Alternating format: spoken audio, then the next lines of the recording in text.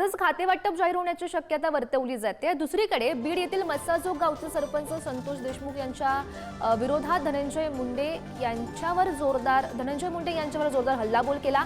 मात्र धनंजय मुंडे यांना अजित पवार स्वतःच्या गाडीतून देवेंद्र फडणवीस यांच्या निवासस्थानी घेऊन गेल्यानं राजकीय वर्तुळात सध्या चर्चांना उधाण आलंय। त्यामुळे आता धनंजय मुंडे पुन्हा एकदा सक्रिय झाले असल्याचं दिसून येत आहे। तर देवेंद्र फडणवीस यांच्या बंगल्यावर खातेवाटप होणार का हे पाहणं सुद्धा महत्त्वाचं असेल।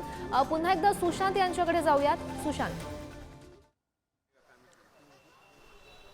गौरी, आपण जर बघितलं असेल तर ज्या पद्धतीने बीडमध्ये घटना घडली आणि त्याचे पडसाद विधानसभेत उमटले, काल मुख्यमंत्र्यांनी खरं तर उत्तर दिलं। मात्र आपण पाहिलं असेल तर 101 अन्वये ज्यावेळी चर्चा होती त्यावेळी देखील धनंजय मुंडे जे आहेत ते सभागृहात उपस्थित नव्हते, ते अर्थातच गैरहजर राहिले होते।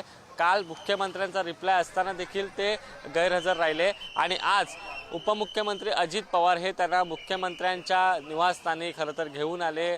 दोघेही एका गाडीतून आले। जवळपास 15 मिनिटं अजित पवार आणि धनंजय मुंडे देवेंद्र फडणवीस यांच्या निवासस्थानी चहापानाच्या कार्यक्रमासाठी आले होते आणि आज देखील धनंजय मुंडे जे आहेत ते सभागृहात आता उपस्थित आहेत। त्यामुळे गेले 4 दिवस धनंजय मुंडे गायब होते, धनंजय मुंडे सभागृहात येत नव्हते। मात्र आज सगळ्या कार्यक्रमांना ते उपस्थित राहताना आपल्याला पाहायला मिळतात। गौरी,